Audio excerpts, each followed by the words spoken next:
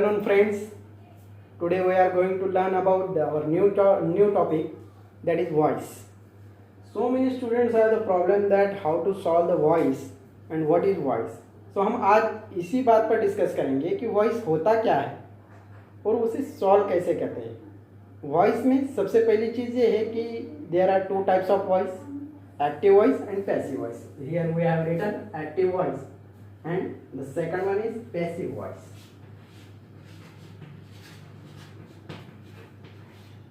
होता क्या है पैसिव वॉइस, एक्टिव वॉइस, इसी नाम से क्यों बुलाते हैं और ये होता क्या है.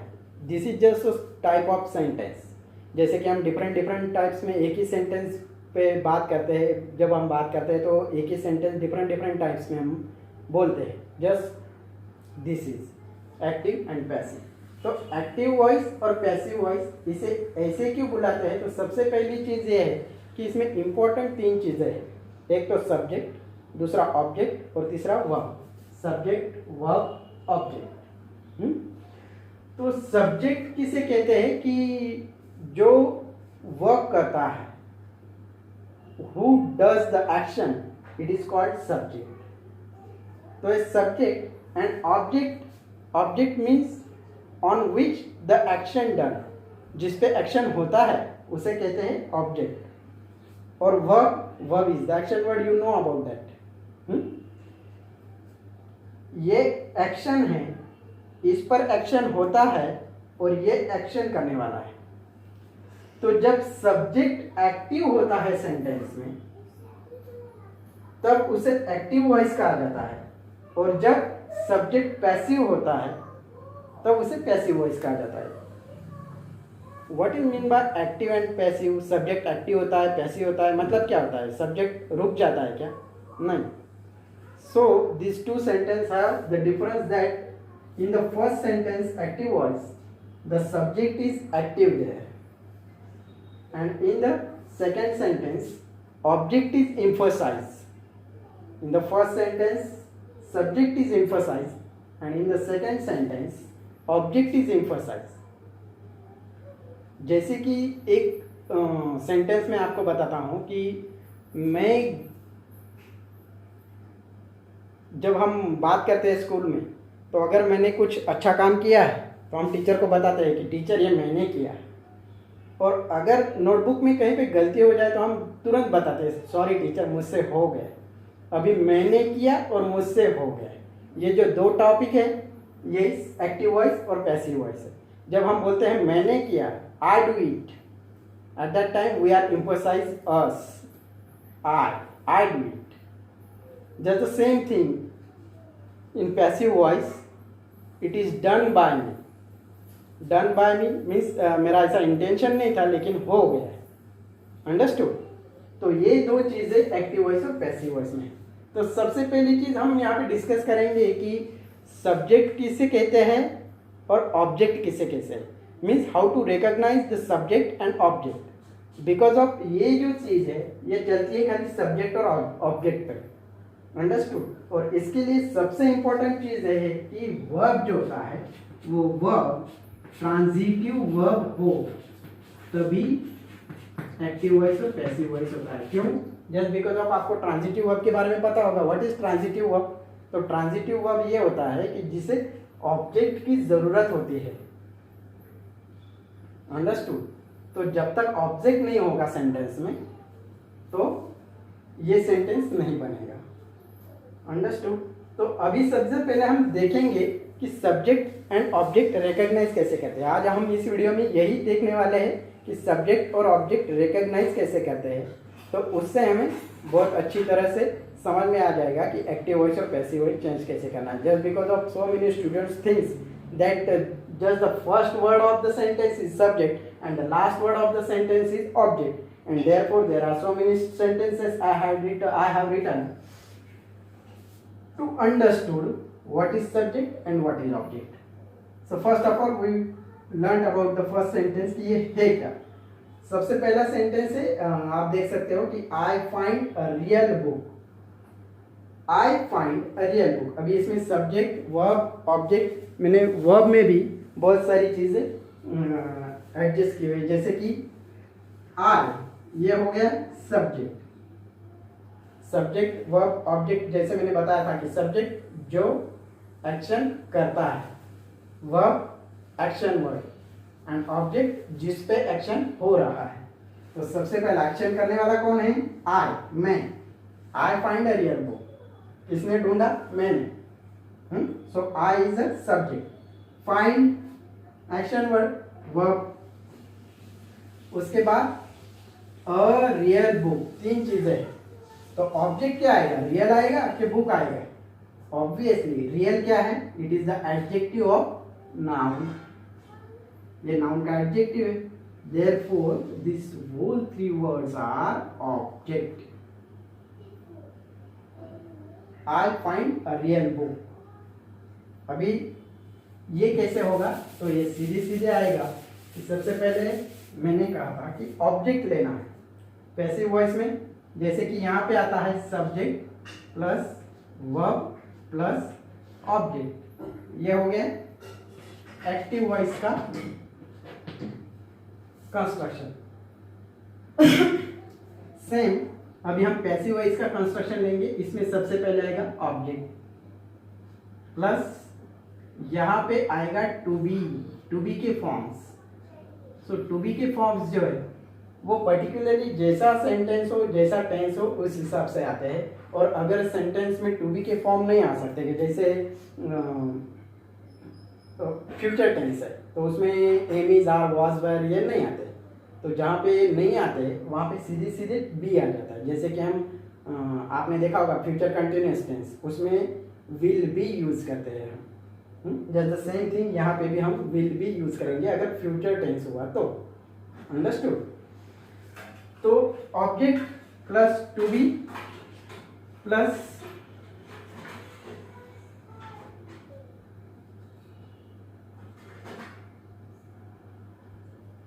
V3 आएगा, वर्ब का थर्ड फॉर्म, प्लस उसके बाद आएगा बाय और उसके बाद आएगा सब्जेक्ट। अंडरस्टूड? ये सीधा सीधा कंस्ट्रक्शन हो गया, object plus to be plus V3 plus by plus subject. तो जैसे ये सेंटेंस है, अभी हमने यहाँ पे रिकॉग्नाइज कर लिया सब्जेक्ट वर्ब ऑब्जेक्ट, ये इसमें ट्रांसफॉर्म करने हैं खाली। तो सबसे पहले क्या लेना है? ऑब्जेक्ट। तो ऑब्जेक्ट क्या है? अ रियल बुक। तो हम यहाँ पे लेंगे अ रियल बुक।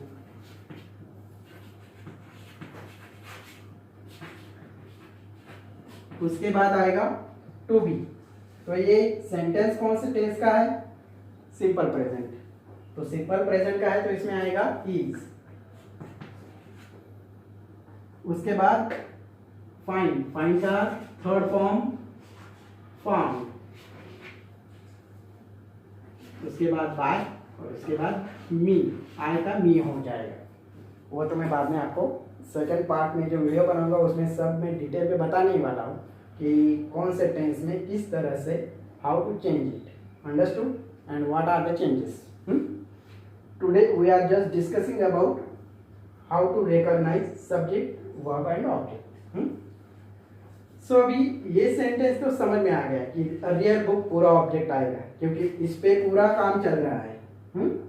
अभी हम देखेंगे सेकंड सेंटेंस। इस सेकंड सेंटेंस में देखो, he break the toy into pieces. अभी इसमें सबसे पहले हम रिकॉग्नाइज करेंगे सब्जेक्ट, किसने तोड़ा? ही। तोड़ना एक्शन वर्ड, ये हो गया वर्ब। उसके बाद द टॉय, क्या तोड़ा? तोड़ने का जो एक्शन है किस पे हो रहा है? टॉय पे। तो टॉय हो गया object. And these are the complement. इसे कॉम्प्लीमेंट भी कहते हैं, अदरवाइज अदर वर्ड्स भी कहते हैं और प्रेपोजिशनल फ्रेज भी कहते हैं। अगर आप ध्यान से देखोगे तो इसका स्टार्टिंग है इन, प्रेपोजिशन से स्टार्टिंग हुआ है इसलिए इसे प्रेपोजिशनल फ्रेज भी कहते हैं। तो ये जो कॉम्प्लीमेंट है ये ऐसे के ऐसे ही रहेगा, इसमें कोई चेंजेस नहीं होंगे। या तो ये आगे आ जाएगा, पीछे आ जाएगा, जैसे हम एडजस्ट कर सकते हैं सेंटेंस में इसे एडजस्ट करना है। लेकिन सबसे जरूरी चीज़ है सब्जेक्ट वर्ब ऑब्जेक्ट। जैसे कि मैंने पहला सेंटेंस बताया वैसे ही अब आ जाएगा द टॉय। उसके बाद ब्रेक। मोस्ट ऑफली मैंने सिंपल प्रेजेंट ही लिया है क्योंकि just we have to discuss about subject verb object and therefore I select all the sentences in simple present tense. Okay, so इसमें क्या आएगा कि समझने में ज़्यादा दिक्कत नहीं आएगी। उसके बाद हम क्या कर सकते हैं, तो उसके बाद पूरा डिटेल में जब सेकंड पार्ट आएगा उसमें समझ में आ जाएगी कहाँ क्या चेंजेस करना है और टेंसेस कैसे। तो यहाँ पे मैंने इसीलिए खाली प्रेजेंट टेंस लिया है। तो सबसे पहले आ गया द टॉय ऑब्जेक्ट, जैसे कि मैंने यहाँ पे लिखा है। उसके बाद आएगा टू बी, तो सिंपल प्रेजेंट है तो इजी आएगा, सिंगल थिंग है। The toy is break, break का यहाँ पे लेना है हमें third from broken. A toy is broken by क्या है ही, तो क्या आएगा him।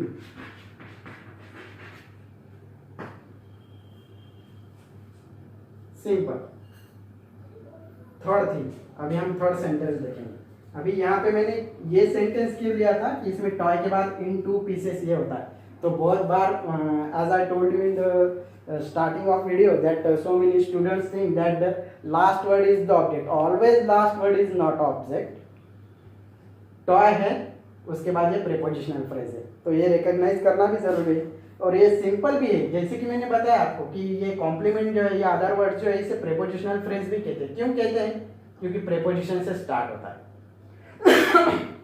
तो ये चीज तो हमें समझ ही जाती है कि किस पे वर्क हो रहा है, किस पे एक्शन हो रहा है। एक्शन किस पे हो रहा है, टॉय पे हो रहा है। पीसेस पे हो रहा है क्या, नहीं, पीसेस तोड़े जा रहे हैं, नहीं, टॉय तोड़ा जा रहा है। किस में तोड़ा जा रहा है, ये एक्स्ट्रा इंफॉर्मेशन देने के लिए ये प्रीपोजिशनल फ्रेज यूज किया है। तो इनटू पीसेस ये आ गया टॉय का एक्स्ट्रा इंफॉर्मेशन, अदर वर्ड्स भी कहते हैं हम इसे। He break the toy into pieces, the toy is broken by him. अभी यहाँ पे आप ऐड कर सकते हो इनटू पीसेस।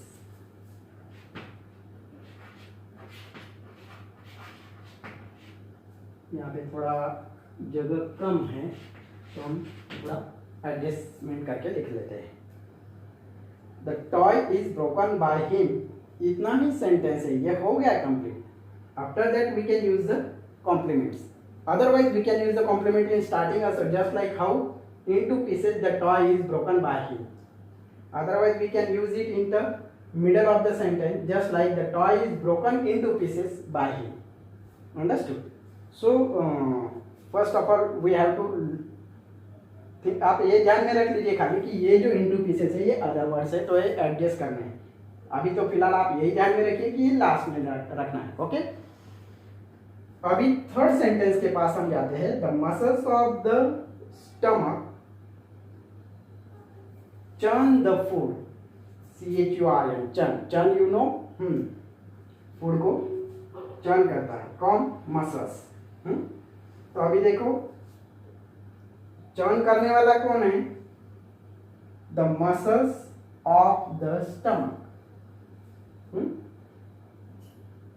अंडरस्टूड? ये मसल्स के बारे में एक्स्ट्रा इंफॉर्मेशन फिर से ये हो गया प्रीपोजिशनल फ्रेज, लेकिन ये प्रीपोजिशनल फ्रेज जो है वो पूरा मसल के बारे में है, तो इससे रिलेटेड ही आएगा, इसके साथ ही आएगा, the muscles of the stomach. तो सबसे जरूरी चीज ये है कि ये पूरा यहां से यहां तक पूरा सब्जेक्ट है, the muscle of the stomach. Action word क्या है, चर्न। तो ये हो गया वर्ब। और उसके बाद द फूड। अंडरस्टूड? तो द फूड क्या हो गया, ऑब्जेक्ट। तो ये चीज है कि बहुत बार हम समझते हैं कि first word is the subject, तो ऐसा नहीं है। पूरा सेंटेंस देखिए आप, यहां से शुरू हो रहा है the muscles of the stomach, ये पूरा आ गया तो ये पूरा के पूरा सब्जेक्ट हो गया। अंडरस्टूड?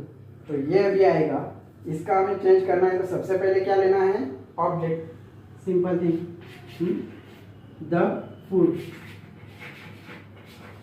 उसके बाद इस, क्योंकि मैंने पहले ही बताया था कि मैंने सभी जो सेंटेंसेस है वो सिंपल प्रेजेंट के ही लिए हुए। The food is churn, third form, by और उसके बाद ये पूरा आ जाएगा the muscles of the stomach.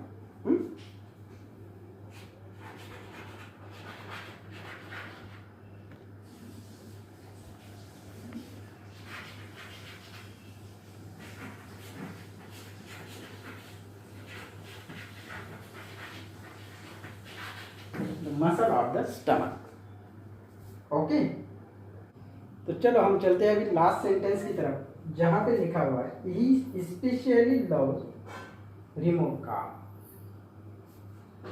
Now verb action word loves, we आ गया। उसके बाद हमें ढूंढना है सब्जेक्ट एंड ऑब्जेक्ट। तो ही स्पेशली, ये दोनों मिला के ऑब्जेक्ट सब्जेक्ट आएगा नहीं, ये भी हमें ध्यान रखना है कि स्पेशली किसके बारे में लिखा हुआ है, लव्स के बारे में। ये वर्ब का एक्स्ट्रा इंफॉर्मेशन है, what we call it, yes it is adverb, it is adverb. It gives the extra information about the verb. He especially loves, तो especially loves ये दोनों एक साथ आ जाएंगे। जैसे कि हमने पहले सेंटेंस में देखा था, we have seen here real book, here in the object, book is noun and it is the adjective, but these whole three words are the object, just the same thing, these two words are the, we are connecting and it is we use just a verb, understood. Specially तो रहेगा वैसा है, जो changes होंगे love में होंगे, लेकिन फिर भी स्पेशली लव के साथ आएगा, अंडरस्टूड। तो ये वर्ब में कनेक्ट हो गया, समझ में। तो सब्जेक्ट क्या है, खाली ही। काम कौन कर रहा है, ही। कौन एक्शन कर रहा है, ही। एंड एक्शन हो किस पे रहा है, तो रिमोट का। This is object, remote car is the object. So let's start again. Object, we have find out the remote car.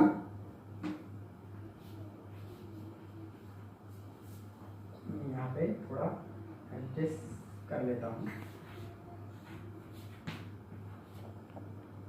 Remote car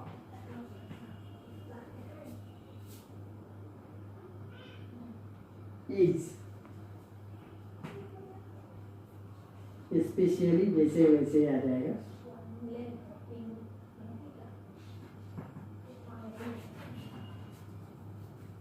love third form, उसके बाद आएगा बाय और उसके बाद आएगा subject, by he. So these are the types of sentences and these are the different subject, verb and object. How to recognize, I think you will understood right now very well. लगता आशा करता हूँ कि ये video आपको पसंद आया होगा। तो ऐसे ही नए नए वीडियोस देखने के लिए सब्सक्राइब कीजिए मेरे चैनल को। Thank you and have a nice day.